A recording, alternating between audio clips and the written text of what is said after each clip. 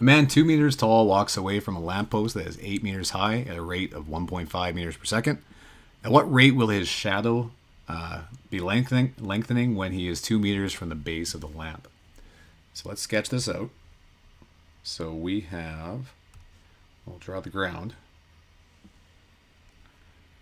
And then we have a lamp. So I'll make this my lamp. And it is 8 meters high. And then we have a person that is walking away from the lamp that is 2 meters high. And now you can imagine that, so it's a lamp and then the light source is up at the top, right? That it would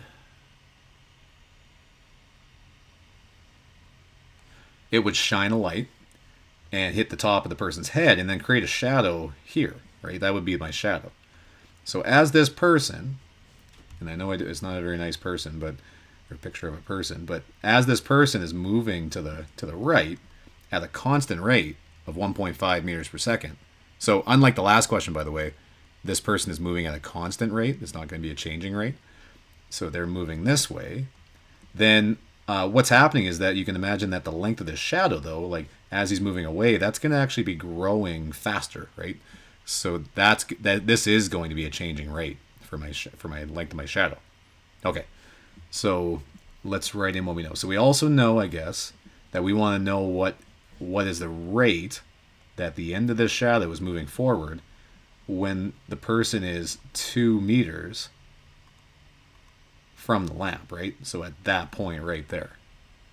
Okay, so what we're going to do here is I'm actually going to just label this, instead of 2, I'm going to label that D for a minute so we can just come up with like a general equation for this, and then we'll throw in 2 when we get to that point. So you'll see what I mean when we get there, but I'm just going to say D for now, just the distance between the lamp and the person. And then I'm going to call the length of the shadow, I'm going to call that S. Okay, so from here to here. Okay, so now let's make ourselves just a ratio. If you can see, we actually have just similar triangles happening. So I've got like a smaller triangle here, and then I have like the outside. That's just like a larger triangle for the whole thing. So let's set up a ratio with those. So we'll say 8 over, and then just the entire bottom here, I'm just going to call that D plus S. So D plus S. Okay, that is the length of my shadow, or my entire length of my bottom triangle. And that's going to be equal to, and then I've just got my smaller triangle ratio here. So that'll be 2 over S. Okay, so there's my equation that relates these two variables, the distance that I'm walking away from the lamp and the length of my shadow. So I could take the derivative of this right now if I wanted to, but I just want to rearrange it a bit. I don't like the variables being in the denominator. So let's rearrange this. I'm going to bring the S up to the left side, so this will be 8S is equal to 2 and then D plus S. Expand the 2 in, so we get 8S is equal to 2D plus 2S.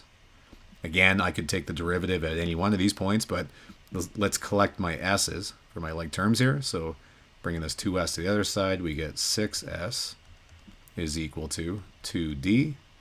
And then the last thing I'm going to do, I'm just going to divide both sides by 6. So we get S is equal to 1/3 D.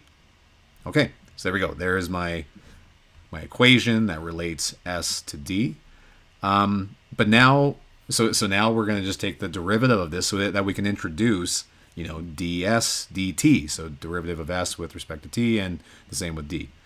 So if I do this, we'll say, okay, ds, if I take the derivative of that, I get ds dt. And that's it, right? Because the derivative of S is just 1, so 1 and then times the derivative of the inside. All right, and that's equal to, and then on the right side here, I get 1/3, and then again, this will just be times d dt. Okay, well, that's perfect. I know the derivative of the distance with respect to time, right? That's this one. That's what they gave me. I'm moving at a constant rate of 1.5 meters per second. Okay, so I know that one. And I'm looking for this one, the derivative of the shadow length with respect to time. Just notice something else that happened too, right? Is that actually, in this case, when they set this all up, this 2 that we did, that we said, okay, what's the length when he's 2 meters from the base? It actually didn't matter, did it? And I can tell it didn't matter because I didn't have a d in my equation anymore. After I took the derivative, the d went away. So I can see that that length actually didn't matter. Okay, so then if we do that, we can say ds dt is equal to 1 over 3, and then this was 1.5.